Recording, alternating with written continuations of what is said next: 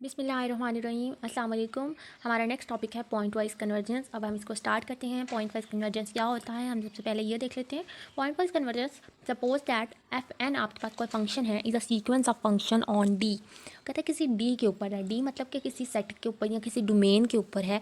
And the sequence of F N x, और आपके पास जो sequence of F N x होगा, सिंपल। अब अभी आपके पास ये एक फंक्शन है एफ एन, तो उसके अंदर एन लिमिट्स भी हमने टॉपिक नंबर 1 में देखी थी। एन की वैल्यूज़ भी हम पुट करते थे, एक्स की वैल्यू भी पुट करते थे और उसको ग्राफ को प्लॉट करते थे। अब हम प्लॉट से आगे निकल आए हैं। प्लॉट कर तो हमने सिंपल प्लॉट कर दिया, तब हमें ये नहीं पता था कि वो पॉइंट वाइज कन्वर्ट कर रहा है या यूनिफॉर्मली कन्वर्ट कर रहा है। अब हम सीखेंगे कि पॉइंट वाइज और यूनिफॉर्म कन्वर्ट करना क्या होता है।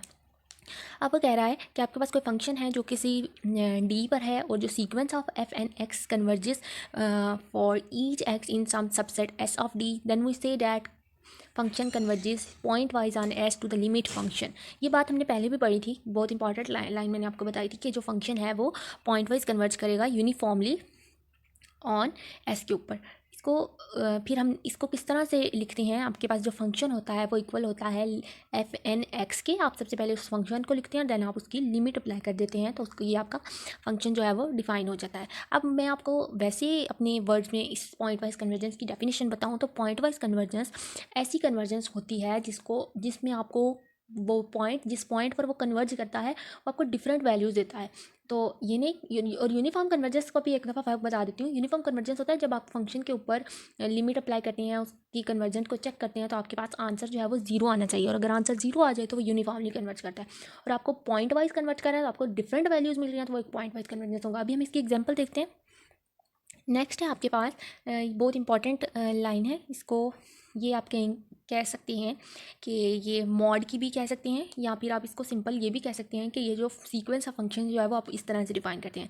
मॉड जो मैं कह रही हूँ वो मतलब मॉड इस तरह से कि आप किसी भी फंक्शन की एब्सोल्यूट वैल्यू को इस तरह से डिफाइन करते हैं। ठीक है, कि दो कंडीशन जो होती हैं इस तरह से डिफाइन करते हैं। अब हम देखते हैं क्या है। अगर आपके पास कोई भी फंक्शन है एफ एन एक्स है, आपने उस पर लिमिट पुट की, और आपके पास जो आंसर आता है ना, अगर आपके पास आंसर जो है वो एक्स लेस देन जीरो आता है, तो वो आपका आंसर जो है वो इन्फिनिटी होगा। X less than zero value देता है, अगर एक्स जीरो वैल्यू देता है तो वो वन होगा। और अगर आपका आंसर जो है वो जीरो और वन के दरमियान में आता है, आप जीरो से जो है वो ओपन और वन से क्लोज्ड, तो आपके पास जो फंक्शन की लिमिट आएगी, जो आंसर आएगा वो जीरो आएगा। Therefore function F N converges point wise on S. अब वो पॉइंट वाइज कन्वर्ट करेगा। आप देखिए आपके पास आंसर जो है वो जीरो पे भी आ सकता है, वन पे भी आ सकता है। ये जीरो भी वो आपको आंसर दे सकता है और वन भी वो आपको आंसर दे सकता है, तो वो दो पॉइंट्स के दरमियान में कन्वर्ज कर रहा है। तो इस तरह की कन्वर्जेंट को आप कहते हैं point wise convergence to the limit function F defined on. ये जो लिमिट फंक्शन है वो आपका इस तरह से डिफाइन है। अब हम नेक्स्ट एग्जांपल देख लेते हैं। आपके पास नेक्स्ट एग्जांपल है, consider the function F N. आपके पास जो फंक्शन है वो एक्स की पावर में एन ई की पावर में माइनस एन एक्स, और जो आपके पास डोमेन एक्स दी हुई है वो greater than equal to zero, और एन भी जो है वो greater than equal to zero है। ठीक है, अब हमारे पास नेक्स्ट है, इसने क्या करना है कि इसको पॉइंट वाइज चेक करना है कि ये पॉइंट वाइज कन्वर्ज करता है या नहीं करता। क्या कर रहा है वो कि इक्वेट द डेरिवेटिव। उसने इस फंक्शन का डेरिवेटिव ले लिया। किस तरह से डेरिवेटिव ले लेना है, मैं आपको डेरिवेटिव लेना बता देती हूँ। यहाँ ही ले लेते हैं जी। ये उसने डेरिवेटिव लेना है, एफ एन एक्स का डेरिवेटिव ले रहे हैं, तो वो F prime of N x हो जाएगा। इधर करते हैं जी। अच्छा, ये एफ का प्राइम हो जाएगा। अब एक्स की पावर में एन और ई की पावर में माइनस एन एक्स, ये आपके पास दो फंक्शंस हैं। ठीक है, अब आपने दो फंक्शन का किस तरह से डेरिवेटिव लेना होता है, आपने पढ़ा होगा प्रोडक्ट रूल। फर्स्ट का डेरिवेटिव लेते हैं, सेकंड एज इट इज़ रहता है। एक्स की पावर एन का डेरिवेटिव जब आप लेंगे तो एन स्टार्ट में आ जाएगा एक्स, और उसकी पावर में से एक माइनस कर देते हैं। और जो आपके पास ई की पावर में माइनस एन एक्स है ना, वो इसके साथ में एज इट इज़ आ जाएगा। मैं आपको दिखा देती हूँ, ये उन्होंने सेम एज इट इज़ इन्हीं लाइन्स पर लिखा है। एन एक्स की पावर एन का ये डेरिवेटिव, और ई की power minus N x as it is.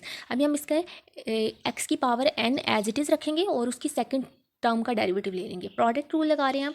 देखिए अब हमने एक्स की पावर, ये एक्स की power N as it is रखना है। यहाँ पे प्लस का साइन, हम प्रोडक्ट रूल उन्होंने हाफ करके लगाया, हम पूरा करके लगाना देख रहे हैं।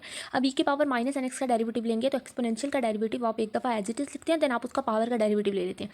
क्योंकि हम एन की रिस्पेक्ट से डेरिवेटिव ले रहे हैं, तो आपका एन वन हो जाएगा, और आपके पास माइनस एन एक्स में सिर्फ माइनस एक्स बच जाएगा। अब एक्स की पावर एन, ई की पावर में minus N x, minus x बच गया आपके पास। अब हम इसको नेक्स्ट चेक कर लेते हैं।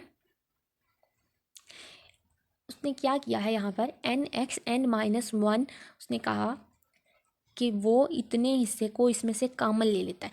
कॉमन किस तरह से ले लेता है ये भी हम चेक करते हैं। ये मैंने आपको डेरिवेटिव लेके दिखाया है। x की पावर n का जब हमने डेरिवेटिव लिया तो हमारे पास n x n minus one हो गया और e माइनस एन एक्स साथ में कांस्टेंट।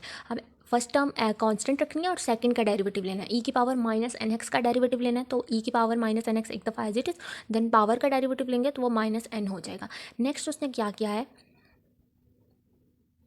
एन एक्स की पावर में n minus one E minus N x उसने कॉमन ले लिया। किस तरह से कॉमन लिया है ये देखें, यहाँ से मैं आपको थोड़ा सा मेंशन करके बताती हूँ। N x N minus one E minus N X यहाँ से बाहर चला गया, आपके पास यहाँ पे वन आ गया।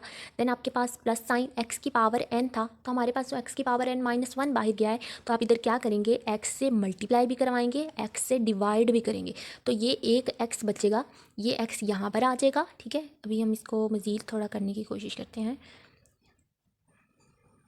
चलिए देखिए, एक्स को यहाँ पे मल्टीप्लाई भी करवाया, एक्स को यहाँ पर डिवाइड भी करवाया, तो ये जब एक्स की पावर में प्लस वन है ये ऊपर जाएगा तो ये माइनस वन हो जाएगा। एक्स की पावर में एन माइनस वन हो गया, वो बाहर चला गया यहाँ से, एन भी बाहर चला गया यहाँ से, ई की पावर माइनस एन एक्स भी बाहर चला गया यहाँ से, सिर्फ ये एक एक्स बचा और ये एक माइनस का साइन बचा, तो इस तरह से हमने यहाँ पर माइनस एक्स लिख देना है। ये हमने डेरिवेटिव लेना लगा लिया इसका। अब हम नेक्स्ट चलते हैं। देखें बिल्कुल सेम यही चीज़ हमने कॉमन लेना सीखी है। अब वो कहता है हमने इस सारे फंक्शन को इक्वल टू जीरो रख देना है।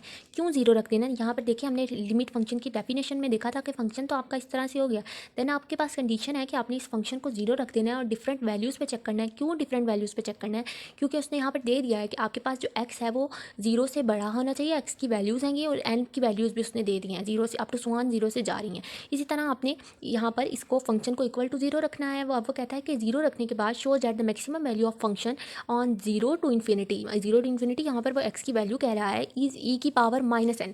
अब वो कहता है जब आप एक्स इक्वल टू यहाँ पर जीरो पुट करते हैं, यहाँ पर x equal to one put करते हैं, उसने कहा attained at x equal to one, किस तरह से ई की पावर माइनस एन आएगा। आप यहाँ पर एक्स की पावर में x equal to one put कर दें, एक्स वन की पावर में एन माइनस वन हो जाएगा, यहाँ पर ई की पावर में माइनस एन के साथ वन आ जाएगा, एक्स की जगह पे वन माइनस एक्स था, एक्स इक्वल टू वन। तो कहता है सिर्फ आपके पास एक वैल्यू ऐसी आती है जहाँ पर फंक्शन जो है वो अटेन करता है वैल्यू, फंक्शन की वैल्यू जो है वो एग्जैक्टली हम कह सकते हैं कि प्रॉपर्ली हमें इस इंटरवल पे दे रहा है। तो ई की पावर माइनस एन आ गया। अब अगर आप इस फंक्शन का मॉड ले लेते हैं तो मॉड की ये प्रॉपर्टी होती है कि मॉड की प्रॉपर्टी अभी हमने देखी थी कि अगर एक्स ज़ीरो होता है तो वो क्या देता है, और अगर आपका इंटरवल ज़ीरो और वन के दरमियान में होता है, अभी हमने इससे पहले देखी, तब वो कैसे होता है।